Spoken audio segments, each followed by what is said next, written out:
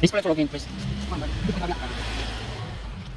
Kapag mag-grade tayo, bago po ito natin. Ito po yung drive. Ito naman po ito. Kailangan po ito kumakit. It is brake light. 100. 100 right. For parking. Ito po yung kakalimutan kapag ginamit para di po call. Yan, yan, yan. Ito po natin bababa. Ito yung natin bababa. Masisira po. Kasi light right. Hindi lang po. Ito yung battery indicator.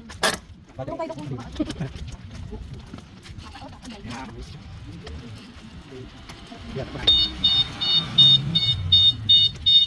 It's okay, it's okay, it's okay. It's okay, okay, okay. Okay, okay, okay, okay. Yan po ma'am. Ito po ma'am, kapag ano po ito, battery indicator. Kapag nag-read na po siya, doon na po natin i-charge sa initial charging ng 9 hours. 9 hours? Opo, 9-10 hours. Kahit po 10 hours. Pag nabawasan, hindi pwedeng i-charge. Hindi po kailangan. Kasi bago po eh. Ah, Opo. Pag unang charging po, hindi po natin makikita. Pero hindi po siya makikita ng mag-read. Is it charge Kung on nakita lang. Kaya pag nakita parang full charge. Pero pag ginamit po yan, nakikita po magbabaw po yan. Hanggang sa maging red na lang. Pag nag-read siya sa initial charging 10 hours, kung maaari, huwag nyo hayaan ma-overdrain. Actually, yung red, pwede nyo pag gamitin. Kaya lang, iniwasan po natin overcharging. Ay, overdrain. Madali po nakikita ang battery. Kaya pag nag-read siya o nag-dim ng konti, 10 hours po. And then sa susunod, pag tinag po ulit natin, nag-read ulit siya, 7 hours lang. Kung di naman nag-bibig, 7 hours lang para hindi po overcharge. Overcharge naman. Ito po yung charging port naman.